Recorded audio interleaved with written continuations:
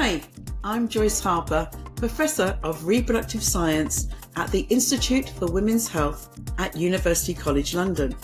Welcome to Season 3 of my podcast, Why Didn't Anyone Tell Me This? This season, we'll be diving into topics that explore how to achieve good health and happiness. I'll be speaking with leading experts who will provide evidence-based advice and debunk some of the many myths around our health. Additionally, I'll be having conversations with individuals who bring unique perspectives through their lived experiences. In Season 3, we'll cover a diverse range of topics, including reproductive anatomy, inspiring female icons, chronic health conditions, factors that influence our well-being, and global women's health issues. I really hope you enjoy Season 3 of Why Didn't Anyone Tell Me This? Welcome to another podcast in my mini-series on chronic health conditions, and today we're speaking to Professor Partha about understanding diabetes. Partha is the National Speciality Advisor on Diabetes with NHS England and co-author of the National Diabetes GIRFT report. He has been a consultant in Diabetes and Endocrinology at Portsmouth Hospitals NHS Trust since 2008 and pioneer of the Super 6 diabetes model, which is recognised as one of the good examples of integrated care. He has helped to expand use of technology in type 1 diabetes, namely use of flash glucose and continuous glucose monitoring in pregnancy and online digital self-management platforms, while recently leading on real-world data collection on closed loops for subsequent NICE review. He has many other projects, including recently helping to create an overview of diabetes care in primary care networks, co-creator of TAD, Talking About Diabetes, TED Talks on those with type 1 diabetes, and co-creator of the Type 1 Diabetes comic, volumes 1 to 3. He has received an OBE in the New Year's Honours List in 2021 for services to diabetes care. He is one of the leading users of social media in diabetes care and writes a monthly blog for the British Medical Journal, has a personal blog called Sugar and Spice, Wish All Things Were Nice, and along with his podcast, Sweet Talking. Beyond diabetes, he also recently taken up the role in tackling issues of racial disparity in the medical workforce as a medical workforce race equality standard lead for NHS England, and has also been named as one of the most influential BAM individuals in healthcare in 2020, 2021 and 2022. Welcome, Partha. Thank you, Joyce. And so it's going to be great today to talk all about diabetes. But before we start, can you tell me about your career to date and what made you want to pursue a career in diabetes? Well, it depends on how far back you want to go. But in general, I'm a consultant in diabetes in the NHS. I work in a place called Portsmouth. Have been a consultant for nearly 17 years, I think now, 17, 18 years. And I've got a few other hats. One of them has been as a national lead, looking after type 1 diabetes, technology, etc. That's been nearly a decade of my life, and a few other roles. But in diabetes specific, those are the two. And pursuing a career, I think I would probably always mention a few people in my life who have been, I think, instrumental. There were the consultants by the name of Dr. Tony Zalin in the Midlands, Dr. David Jenkins. They were there in my formative years, and they were quite big influences in me getting into this field. So, I think that's what sort of led me down this path. That's great. And I always love people supporting other people. And I know that you do a lot of work in that. And we're going to come back to that at the end of the podcast. But I wanted to start, first of all, really getting into the basics. So we have the main two types are type 1 and type 2 diabetes. So can you tell us what they are and what's the difference between type 1 and type 2? Yeah, so simply put, type 1 diabetes, how do I explain it very simply? We've all got antibodies which are supposed to fight infections, etc. And some people, it changes characteristics and tends to fight the person and their organs themselves.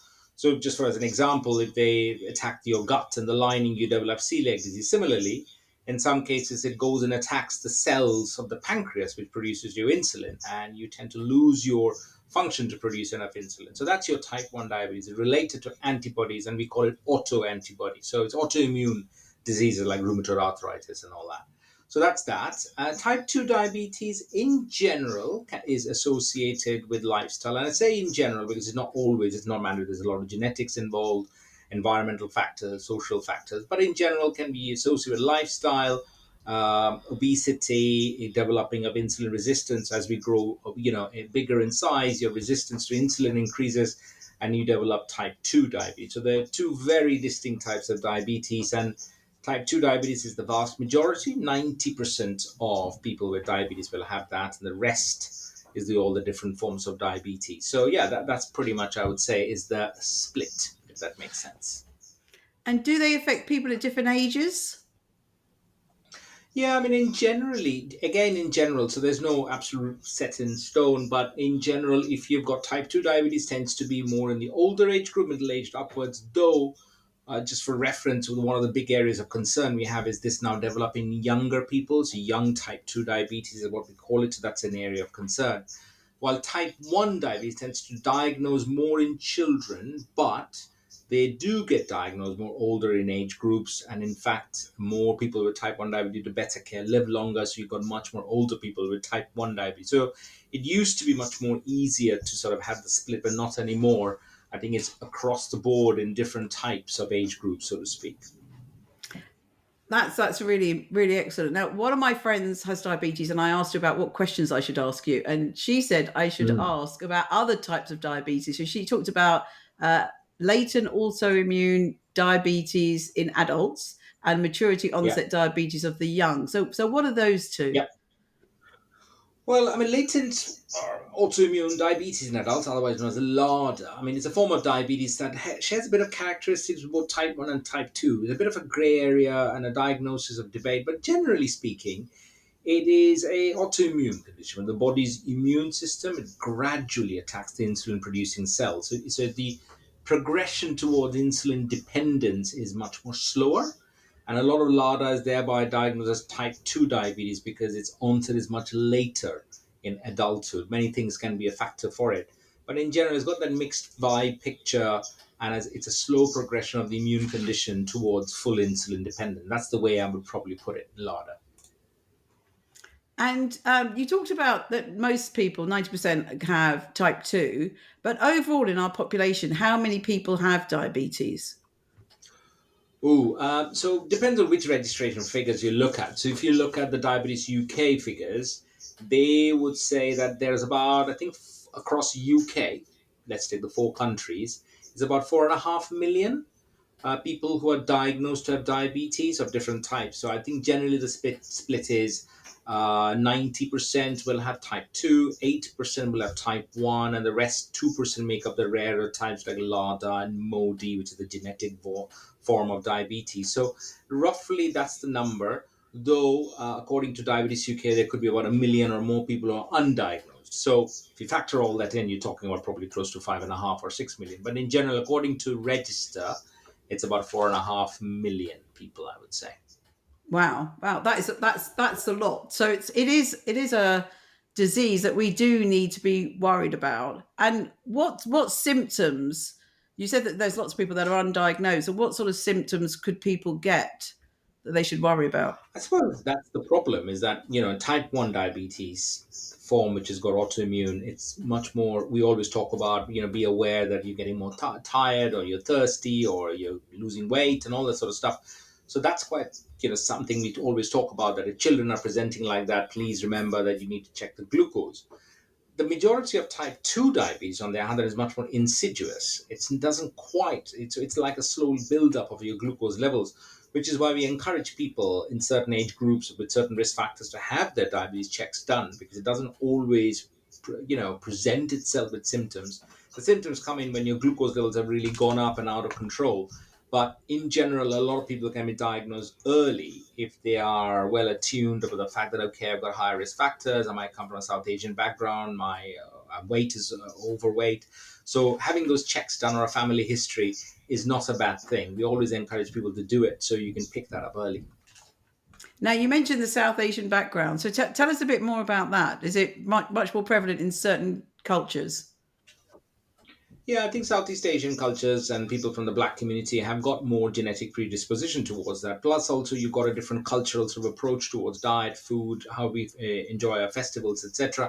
So you have a predominance of more carbohydrate heavy food in certain cultures. For example, today's Diwali, and of course, there'll be lots of sweets and carbohydrates. It's a very common thing. So what you're trying to do is trying to do the education, but also be aware of the cultural sensitivities around it. So certain communities will have higher risk of developing type 2 diabetes, and thereby it's about making people aware and making sure they have their diagnosis done, have their checks done, etc. So that's quite important. So let's go to the actually before I go to the diagnosis, I want to come back to the diagnosis. But what are the long term risks? Because it is a risky disease, isn't it, for our long term health? Yeah, I mean, I think apart from generally not being feeling very well, etc., I think if you talk about type 1 diabetes, which is the sort of autoimmune type, you're talking about microvascular, so smaller vessels, so eyes being affected, kidneys being affected, feet being affected.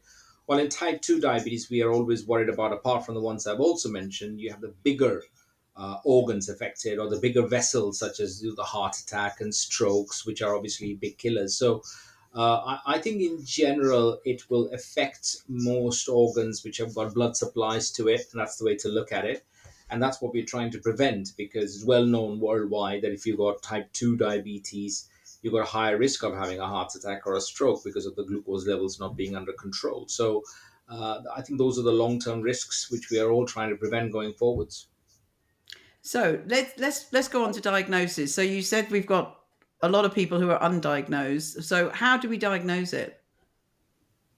I mean, it's a simple blood test, really. I mean, if you've got symptoms like what talked about, the four T's, the tiredness, the thirst and getting thin and all that, then that's quite simple. If you're a child in that age group, you check your glucose levels and it tells you it's really high, and then you need to do the necessary tests. I think if you talk about the vast majority where the symptoms may not be quite straightforward, I think we always advise in higher risk groups to have their checks done as part of their checkup, whereby, and there are some really good risk tools out there.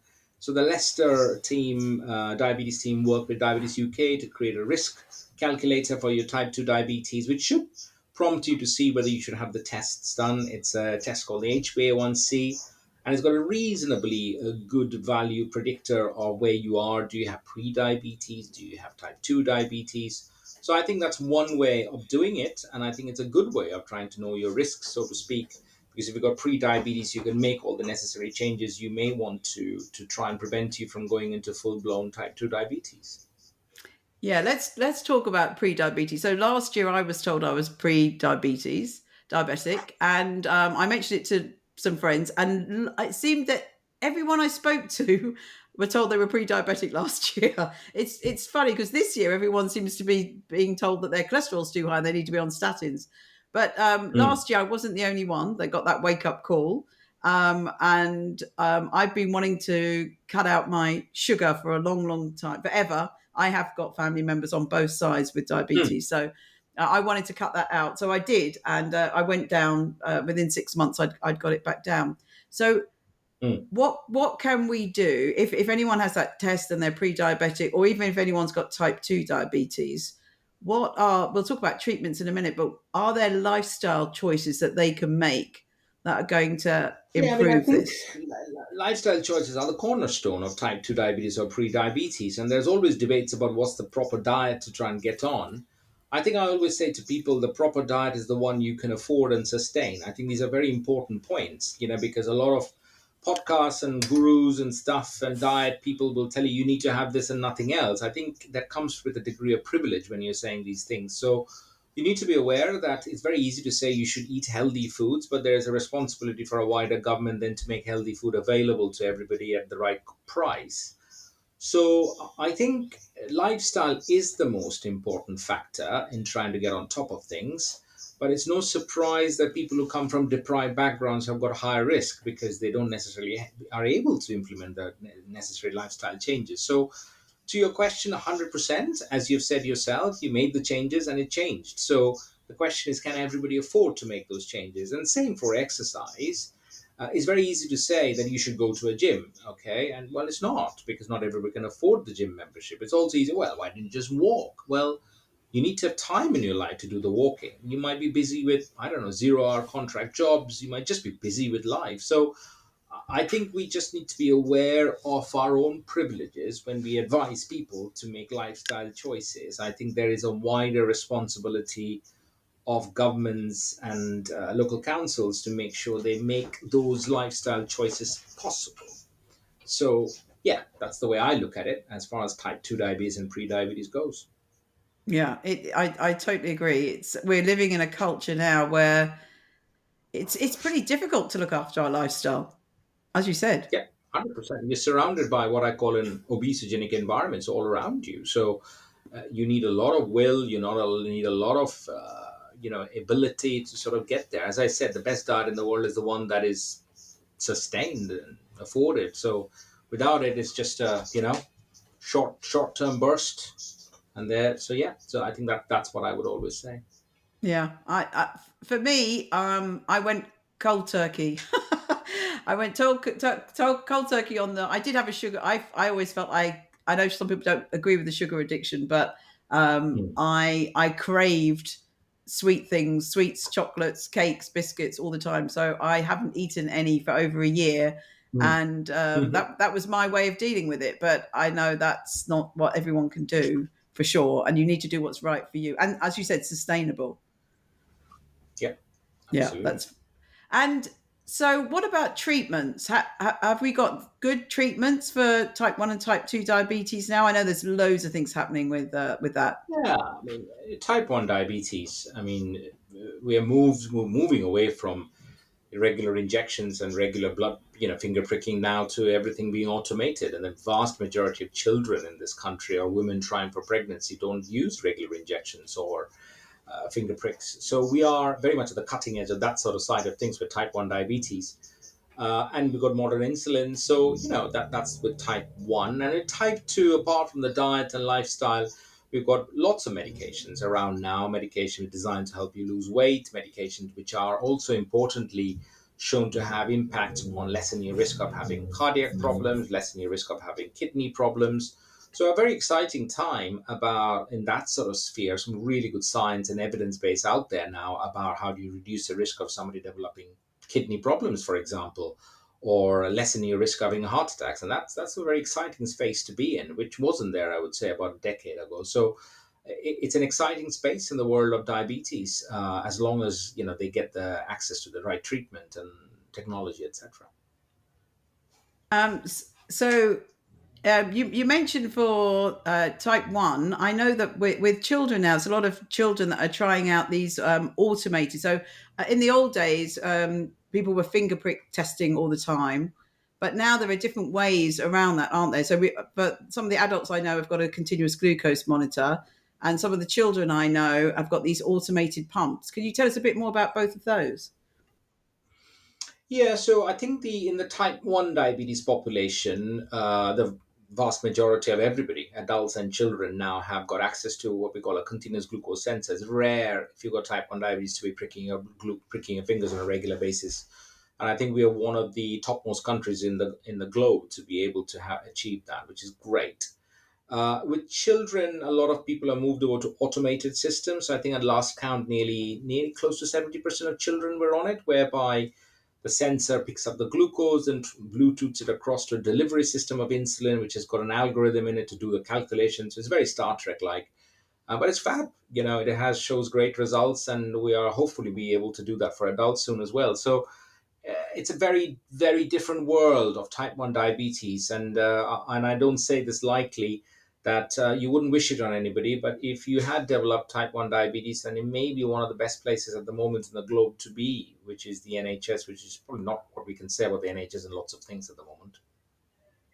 This is so good to hear because I've just recorded a podcast a few weeks ago on osteoporosis, and Professor Neil Kittos, who I spoke to, said the same that for osteoporosis now the treatments are amazing, and it's so good to hear you say this for diabetes as well. It's research does work. People are doing all this research for, and Yeah, it's yeah. I think you know what I mean. There's a host of good science and research. I think what the NHS is probably slipping behind is the implementation of that science into lives. And I think that's what we need to do more and more in different fields. The science is there. How do you get the science into life? So that's where it's falling back. I think if we can do that better, we'll continue to do well. I mean, there are lots of areas, as I was saying, the NHS has slipped back, but that's because of the failure of implementation and modernization into lives. Yeah, I do know a number of people that have developed new tests and technology, and they're really Hmm. struggling getting it into the NHS. So that there is a bit of a Yeah. lag, isn't there? Yeah, yeah. Okay, something a bit controversial then. The weight loss injections like Mojano.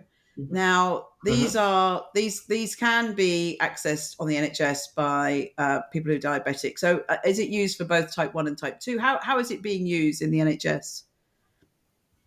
Well, I think they're used. I mean, if you think about the medication itself for type 2 diabetes, it's used because it's been, I mean, a compound of that nature has been used in type 2 diabetes for years now. This is not new.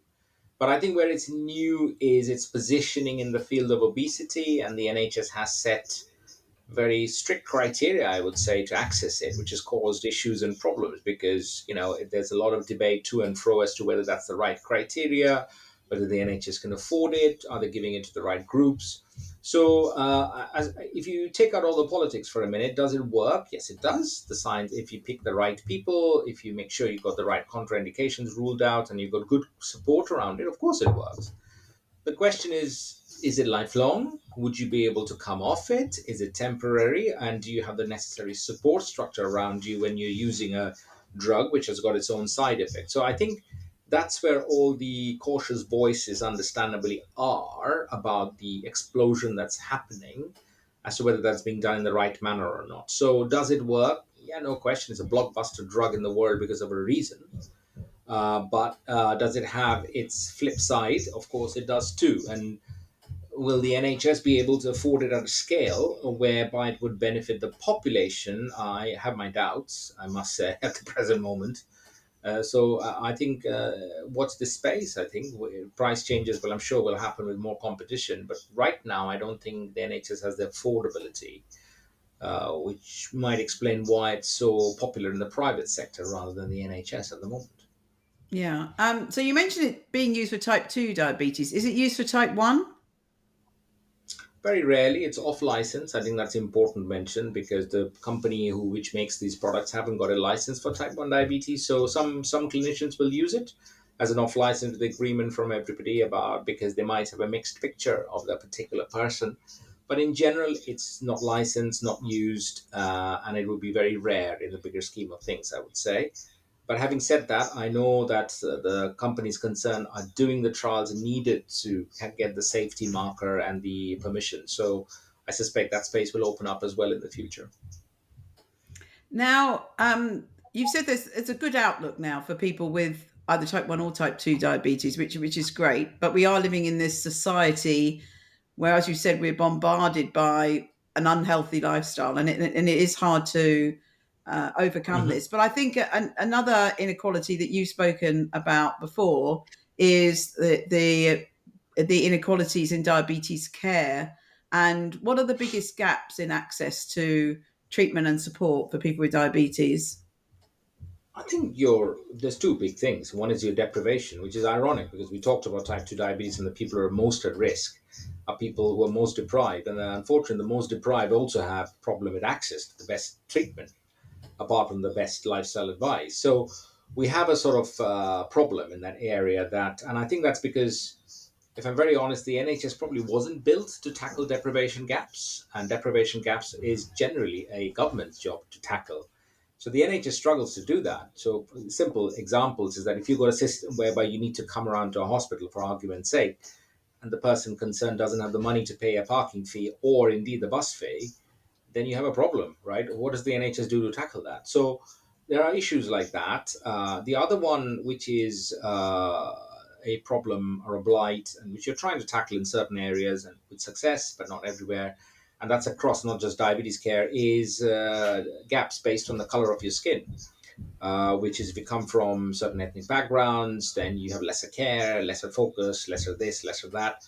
There's many reasons for it, and people will give you reasons for it. But there is an inherent structural and personal racism amongst the NHS and its staff to a degree, which precipitates that people's belief about other people's cultures, thereby saying, what's acceptable, what's not. So you have problems across the board in the NHS. So is it equal across the board? You move outside diabetes, you will see gaps. Maternity is a very, very good example of that, for example. So there are issues with deprivation gaps and ethnicity gaps. But just to qualify that, there are some regions, some areas where we have tackled it, and some areas where there's still to be tackled. Yeah, that does seem to be something. It's really great if it was equal access across all places in the UK.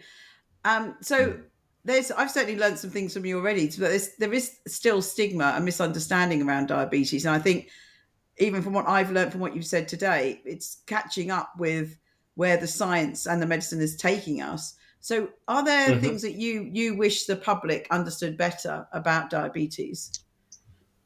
I think we live in a very interesting world, full stop. I mean, I think people are more direct in their views. I would say probably more unkind in their views, and they feel like. So I think we live in a world where freedom of speech is interpreted as being blunt. So as a result of which, when you talk about diabetes, people's views are very short, they're very blunt, they're very opinionated, like what causes diabetes, and you'll have flippant comments like, oh, you just need to eat less cakes and eat more, which again comes from people who may not have the lack of privilege that lots of people they're commenting on do. But so that's the stigma that you get, and then if you roll that into type 1 diabetes, you get a lot of children facing all that sort of stuff in school, and parents telling other parents maybe you shouldn't have fed your kids so many cakes, which is ignorant because it's got nothing to do with cakes. But it's so I think what do I wish the public understood is, well, it's a big enough problem to have nearly 6 million people or thereabouts with it in a population of 65 million. You will understand the significance of that when it's one of your loved ones affected or yourself. Till then, maybe reserve your judgment about what has caused it, because if it was as simple as eat less and will solve diabetes, then there would be people around the globe where we would have solved it, and we haven't because of the sustainability factor. So I would like media campaigns, and I think more important, the media themselves, when they report anything, to have that degree of responsibility. So I think media are less responsible with the reporting about everything nowadays, and that's reflected in why society is so divided. I think if media did their work properly with information cascade, I think we would be a better world.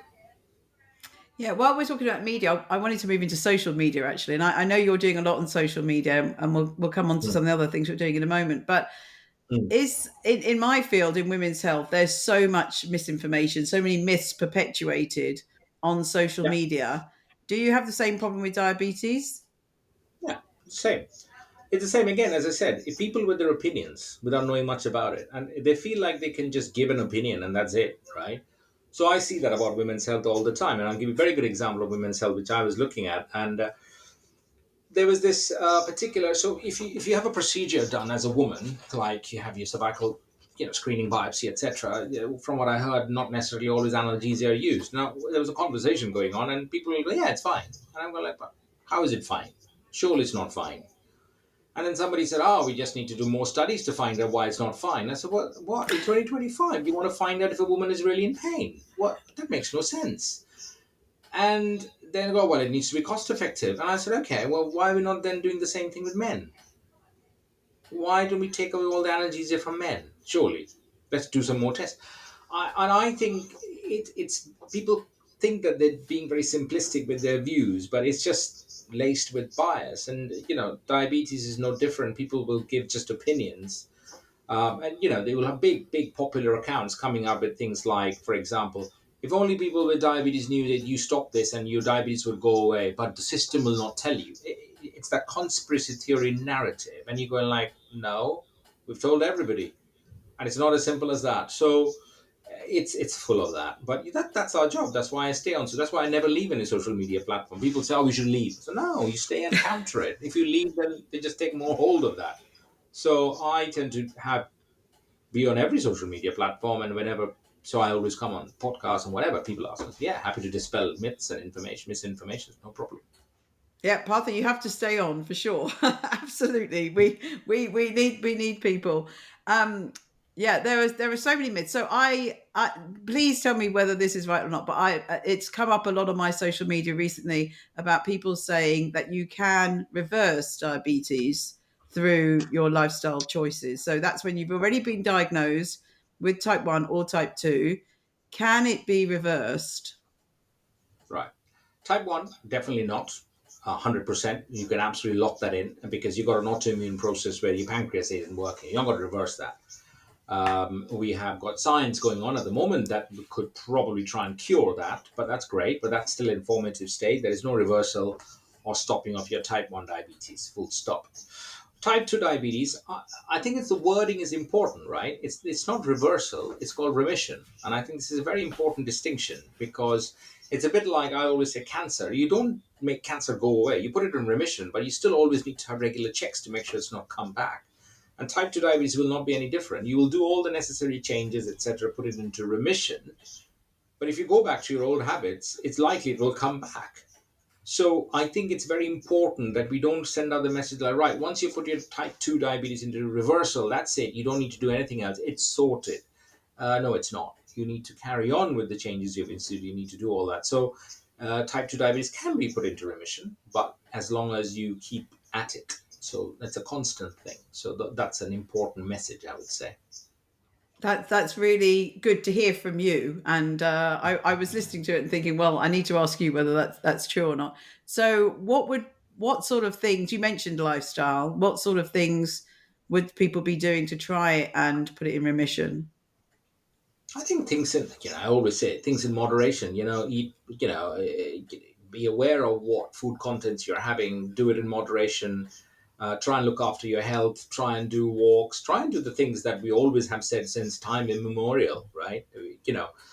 Again, appreciably easier said than done, but I think it's important to remember those things, eating healthily, keep an eye on your alcohol intake if you're so inclined. So I think all those simple advices that we give to people, and you don't need to do anything hard and dramatic all the time. And by all means, do so if you can sustain it. Is what I say to people, because people will come and say, "I went on the carnivore diet and I stopped eating everything else." I said, "Brilliant, but how long is it going for?" I think that's important. Is that if you believe you can try something drastic and you can stay at it, then you stay at it. So I think that's the important bit. Sustainability is a very, very key thing. Yeah. With me and my chocolate, I've told people I don't think I'm ever going to eat any chocolate ever again in my life. And I was a real chocolate addict, but it's just Mm, me. And I'm mm, old, and I've had enough chocolate in my life. But a younger mm. person, I think, would find that hard.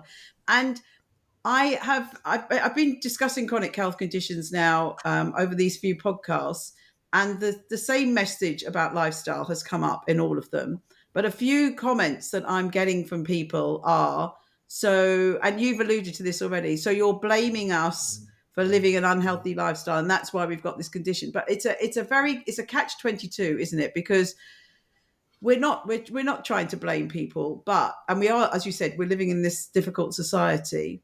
But I think for the younger generations coming up, we right that if we're living that healthier lifestyle, we are reducing our risk of these chronic health conditions. So it is a sort of difficult narrative, isn't it? We're sort of getting in a twist. I think, as I said, it's not binary. It's not as simple as eat less and you'll be fantastic. But you can make your bit to contribute to it, is what I always say. It could be the genetic predisposition you have, or the environment, or your affordability is such. But I think you try the best you can, is what. So my privilege will allow me to do things which a lot of people won't be able to do if they want to change their lifestyle, right? That's the important distinction I always say, is that, but you do your bit. If you are saying it's only my genetics and I'm going to have 3 pints of beer every evening, well, then you can't blame anybody else for saying, no, it could be that you could say, well, my circumstances are such, I'm forced to have beer every evening to drown my sorrows about X, Y, and Z. Absolutely, thereby comes the responsibility of society or councils or whatever be the case to help the individual who is trying to drown their sorrow, right? So that's the nub of the issue. But I think there is a degree of personal responsibility with everything. I mean, I don't think it's related to diabetes. It's a bit like saying, And I'll give you a very simple example is that when we talk about, let's say, protected characteristics and you say sexism, well, you have a responsibility you have a personal responsibility to not be sexist, right? You can't just say that, well, it was freedom of speech and I just said whatever I wanted to say. So that's the distinction I would make is yes, you've got freedom of speech, but you have got a personal responsibility to use that freedom of speech responsibly, right? So I think that's the way I always put it is that you can do what you can do in your life with all the understandable restrictions around it. Yeah, it is. I can see it's such a slippery slope, but I think as I'm doing this podcast, it's education, and that really really helps. Something Yeah. we haven't addressed yet is gestational diabetes. So Hmm. what happens? How does that happen when we're pregnant and some women get Yeah. diabetes? Again, the weight, understandable, goes on predisposition to that because genetic factors, race or ethnicity, so South Asian women will have high risk. So again, it increases your risk of the baby and also your own risk of developing type 2 diabetes later on in life. So it's about being aware that you might be at risk of developing gestational diabetes, having the checks done, make sure you're under the right team in that case so that the baby is delivered, healthily and without any problems, and then also acts as a warning bell for you to make sure you don't progress onto type 2 diabetes by making the necessary changes. So I think that's the way I look at it, is that it's being aware of that and then trying to make sure you prevent yourself going into full-time type 2 diabetes, for want of a better word. Yeah, that's important advice. Now, you briefly mentioned that there might be some new technology bubbling under for curing maybe type 1 diabetes. Can you tell us about any of the new developments that are sort of bubbling under? Yeah, maybe it's not technology. It's basically immunosuppression and stem cells and all that sort of work. There are companies, for example, called Sana and Vertex, which are coming up with some really exciting studies. And I think a lot of part of the world is keeping an eye on it to see what they're doing, because if they can, for example, help to regenerate those beta cells and alpha cells of the pancreas, which have been killed by your antibodies, then hey, listen, we could do this. But I think the word of caveat that I always use whenever I talk about these things that I've been hearing about the potential cure since I was a trainee. So I think it's very important to not raise false expectations. I think the word I tend to use, having had a look at some of the trials that are coming through, is probably cautious optimism. Lots of yards still to go, but I think it looks at the moment reasonably positive. So let's see how it all plays out, I would say. No, that's interesting. Now, you did a reel this week about inequalities for health professionals and something that you're Hmm. working on. And I know this has been a big passion of yours for many years. So, can you tell us a little bit more about the work that you're doing? And you're being a great mentor to the doctors that are coming up in the next generations. Well, I mean, I'm always been very outspoken about things, and I think I'm a big believer that if you get to a position where you got plenty of privilege, you got to use it to sort of lift others up or back them up. And one of the things I always talk about is uh, inequalities or bias in people, whether it's based on the gender or the color of their skin. And I think I do work around the issues around color of your skin. So one of the work that we are focused on is we've seen that, for example, referrals to regulatory bodies for doctors are more high based on the color of your skin. So we've been working hard at it for the last 2 years, 3 years, and the gap is much more shorter now because we challenge, what by people's bias and understanding. So that's been a piece of work we have been working on. Then we have had a look at, how are they progressing in their lives and careers.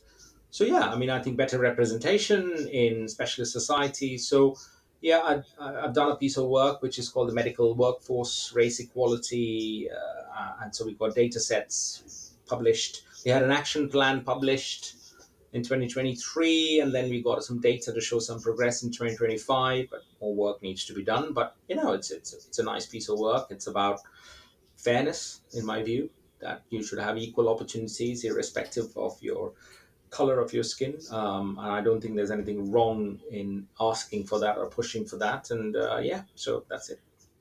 Oh, it's important work, and it's good that you've got data and showing progression, which is which is really good, really really good. Well, Partha, we're at the end, but I always ask my guests a couple of fun questions at the end, just to sort of Yeah. lighten the mood if we need to. We don't have to lighten the mood. We've had a very good discussion, and the outlook for Hmm. diabetes looks really great, which is fantastic news. But I always ask my guests, so Partha, what makes you happy and where is your happy place? I'm generally quite happy. I mean, I compartmentalize my work quite well, so I always sleep well at night. I've been blessed to have some really good friends in life, lovely supportive family, lovely dogs. So I'm happy. I genuinely believe that if you're going to bed sleeping at night worried or you're breaking up in the middle of your, then you're not happy. And I'm quite happy. I take my breaks, so I'm generally quite a happy person. I don't take work or anybody's views personally on that front, if that makes sense, because my job is to improve type 1 diabetes care, and the feedback I am more interested in is people with type 1 diabetes. I'm not in, not that it's not interested, but makes less impact on me, and anybody has anything personal or negative to say about me, so that doesn't affect me.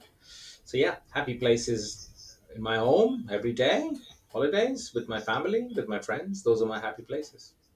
Fantastic, good. Glad to hear that you're very happy. I'm a very happy person too. And the very very last question is: do you have advice you would give your younger self? Yeah, don't change a thing.